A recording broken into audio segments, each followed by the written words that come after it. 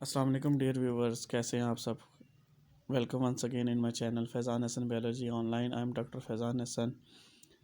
आज हम आपके लिए एक और वीडियो लेकर आए हैं। एक और टॉपिक को आज हम डिस्क्राइब करेंगे और उसे कवर करेंगे, और उस टॉपिक का नाम है साइटोप्लाज्म।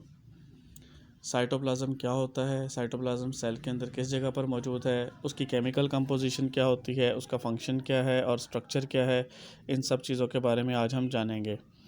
इंशाल्लाह जल्द ही आपके सामने जो है बज़ाते ख़ुद जो है इन चीज़ों को आके मैं प्रेजेंट करूँगा बोर्ड के ऊपर।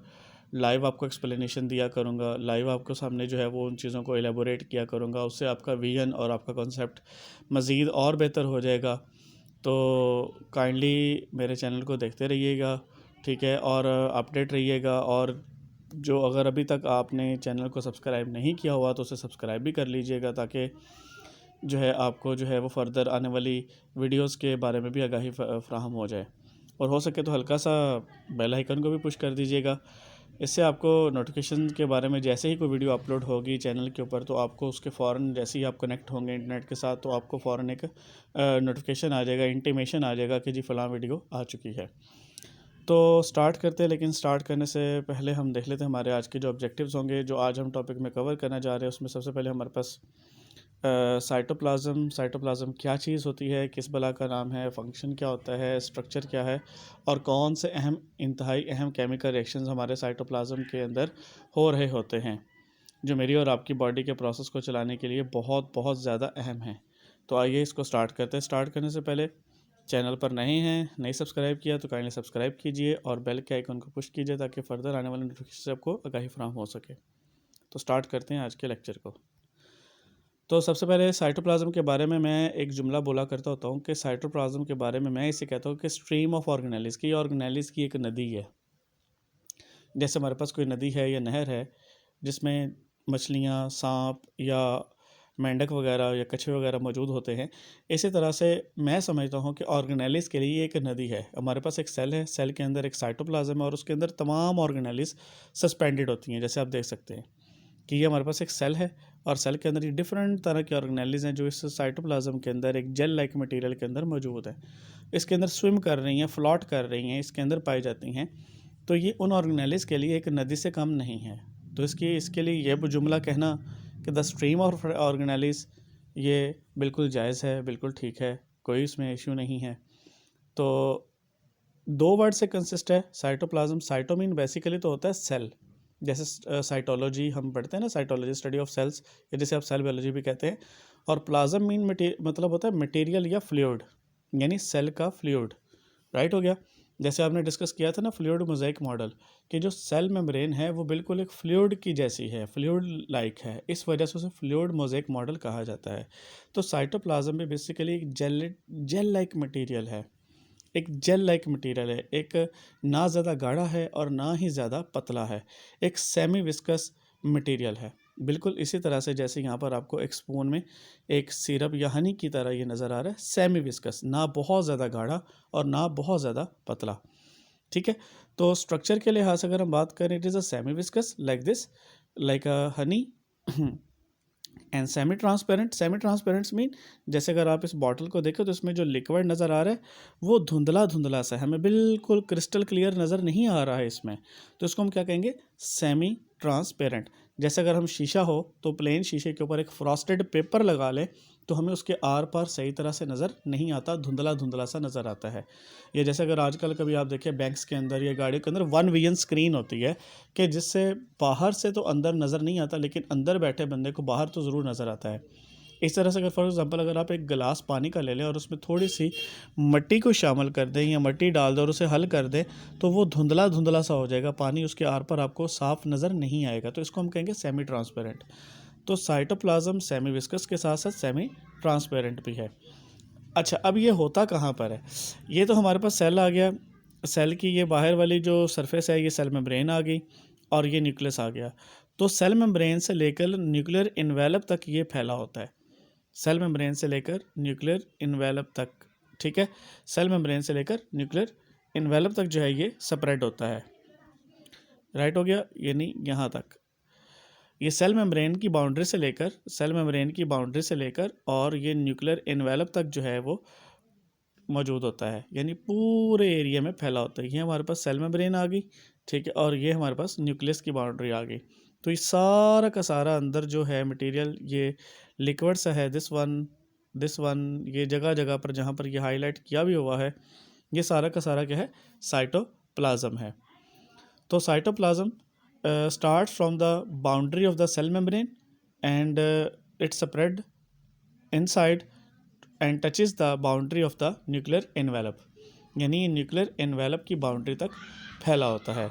चले एक छोटा सा इसको मज़ीद समझने के लिए हम एक और थोड़ा सा जो है ना यहाँ पर डायग्राम को ड्रॉ कर लेते हैं ताकि उससे हमें मज़ीद क्लियर हो सके। तो लेट्स सपोज कि हमारे पास ये एक क्या आ जाएगा, लेट्स सपोज कि ये हमारे पास एक सेल आ गया, ठीक है, और ये हमारे पास सपोज कर लें न्यूक्लियस आ गया। तो इसकी बाहर वाली बाउंड्री से लेकर अंदर यहाँ तक ये सारा जो एरिया है, यहाँ पर सारे का सारा साइटोप्लाज्म होता है। ये न्यूक्लियस आ गया, ये हमारे पास क्या आ जाएगा, this one is a nucleus, और ये सेल मेम्ब्रेन आ गई, ये बाहर वाली बाउंड्री। यहाँ से लेकर इस न्यूक्लियर एनवेलप की बाहर वाली मेम्ब्रेन तक सारा का सारा जो फैला होता है, दिस इज़, इसको हम क्या कहेंगे, साइटोप्लाज्म। तो आइए अपने टॉपिक की तरफ वापस चलते हैं।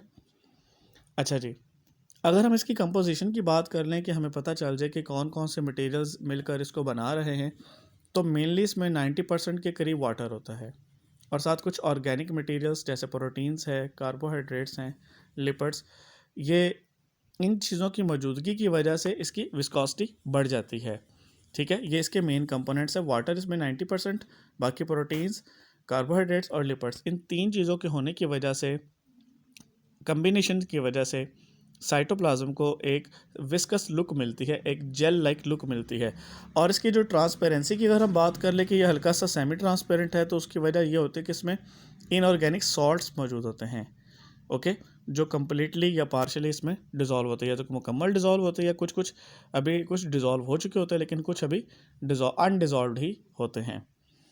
तो नेक्स्ट आगे हम बात कर लेते हैं इसके फर्दर फंक्शंस की तरफ। तो साइटोप्लाज्म जो है, जैसे मैंने पहले बताया कि तमाम ऑर्गेनेलिज के लिए एक प्रॉपर स्पेस है, एक स्ट्रीम है, और जितने भी तरह के केमिकल रिएक्शंस हो रहे हैं तमाम ऑर्गेनेलिज के अंदर, वो साइटोप्लाज्म के अंदर मौजूद हैं।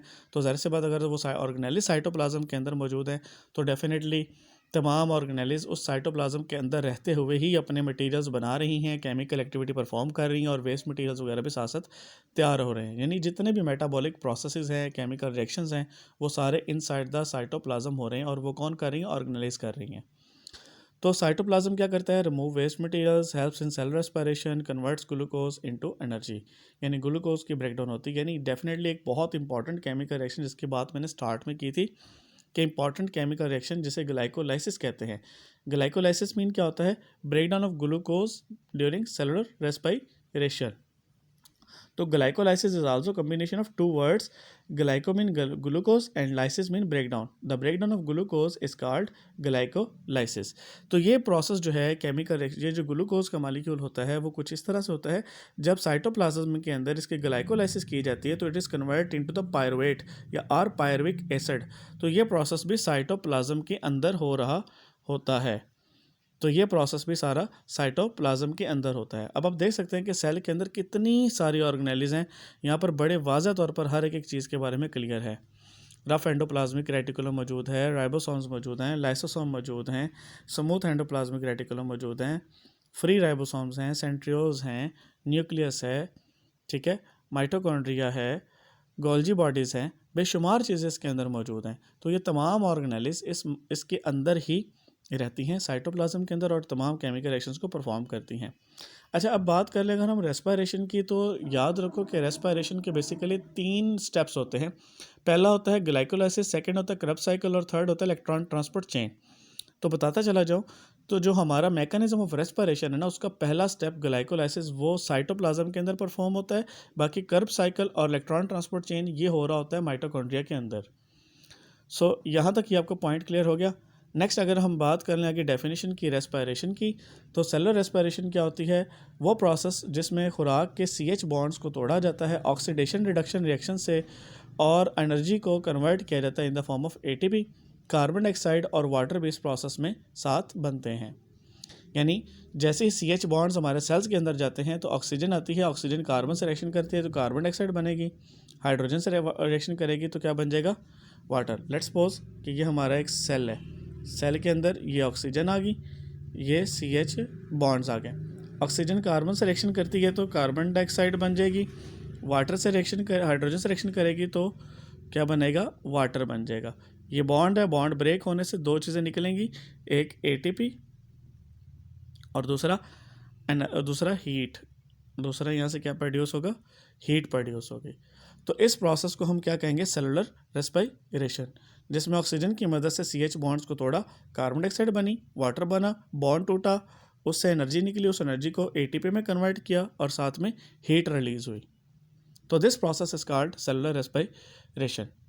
ये हमारा आज का टॉपिक था। किसी किस्म का कोई क्वेश्चन हो तो काइंडली आप कमेंट सेक्शन में क्वेश्चन कर सकते हैं और अपने दोस्तों से भी शेयर कीजिएगा और लाइक ज़रूर कीजिएगा। Thank you so much.